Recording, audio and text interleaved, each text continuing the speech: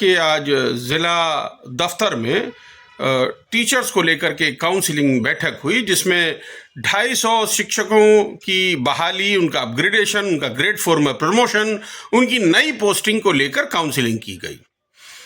यहाँ बताना ज़रूरी है कि शिक्षा विभाग में अभी तक, जब से ये स्टेट बना है, तब से बड़ी उदासीनता थी।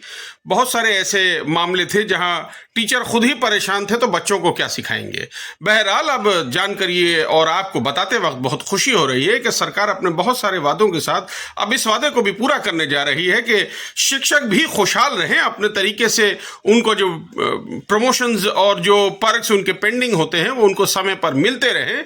इसी पहल में आज ये पहला कदम है, इसी डायरेक्शन में आज ये पहला कदम है। हम आशा करते हैं कि सरकार आने वाले सालों में भी इसी तरह से, इसी मुस्तैदी से काम करती रहेगी, ताकि वो टीचर्स पहले मजबूत बने जिन पर जिम्मेदारी है कि एक फ्यूचर स्टूडेंट्स मजबूत हो, झारखंड का मुस्तकबिल मजबूत हो। इसके लिए पहली स्टेप तो यही है कि टीचर्स मजबूत हों, टीचर्स सेटिस्फाइड हों और टीचर सुरक्षित महसूस कर सकें। आइए दिखाते हैं आपको पूरी खबर इस काउंसलिंग की। जिला शिक्षा अधीक्षक कार्यालय द्वारा ग्रेड 4 में पदोन्नत शिक्षकों के लिए पदस्थापन आवंटित करने के लिए शनिवार को जिला स्तरीय परामर्श शिविर का आयोजन किया गया। यह 2017 के बाद से इस तरह की पहली पहल है। शिविर में शिक्षकों की लंबे समय से चली आ रही मांग को संबोधित किया गया, क्योंकि इस प्रक्रिया को संचालित करने के प्रयासों में कई बार देरी हो चुकी थी। कार्यक्रम में बोलते हुए जिला शिक्षा अधीक्षक ने उन चुनौतियों पर प्रकाश डाला जिनके कारण नियुक्तियों में देरी हुई, खासकर चुनाव अवधि के दौरान। उन्होंने कहा, यह प्रक्रिया पहले ही समाप्त हो जानी चाहिए थी, लेकिन चुनावों के कारण देरी हुई। एक केंद्रित टीम के प्रयास से हमने कम समय सीमा के भीतर प्रक्रियाओं को पूरा किया। आवंटन प्रक्रिया ऑनलाइन आयोजित की गई, जिससे पूरी पारदर्शिता सुनिश्चित हुई। डिजिटल उपकरणों के उपयोग से नियुक्तियों को कुशलतापूर्वक संभालने की अनुमति मिली, जो उपस्थित शिक्षकों द्वारा सराहा गया। शिविर ने उन शिक्षकों को स्पष्टता और निष्पक्षता प्रदान की जो अपनी नई पोस्टिंग की प्रतीक्षा कर रहे थे। शिविर का उद्देश्य शिक्षण समुदाय द्वारा उठाई गई शिकायतों को दूर करना था, पारदर्शिता और त्वरित कार्रवाई पर जोर देना था। अधिकारियों ने कहा कि भविष्य में पदोन्नति में देरी से बचने के लिए इसी तरह की पहल नियमित रूप से की जाएगी।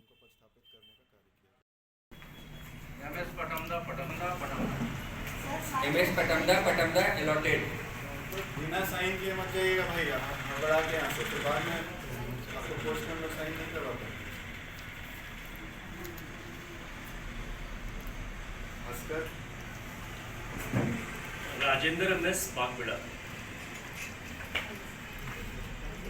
जमशेदपुर 2। आज ग्रेड 4 के लिए जो काउंसलिंग रखी गई है, 293 शिक्षकों का इसमें जो है वो निर्धारण किया जाएगा उनका प्रमोशन के लिए।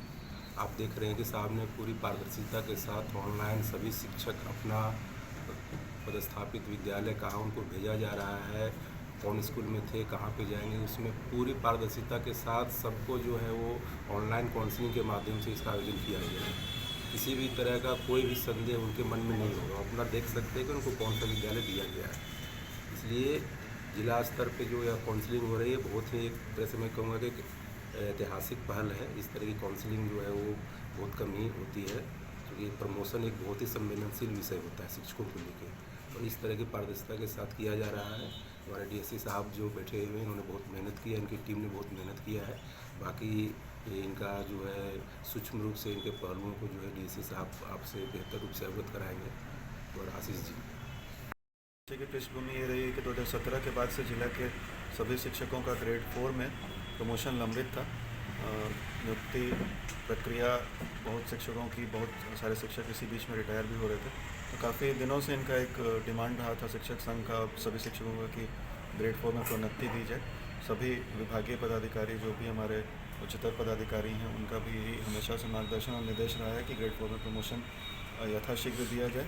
हमारा पूरा जिला कार्यालय की तरफ से सभी कर्मी, सभी ऑफिस में जितने भी हमारे सहायक हैं, उन्होंने एकदम मतलब एड़ी चोटी की जोड़ लगा के हमने जो भी कार्य है उसको यथाशीघ्र पूर्ण किया।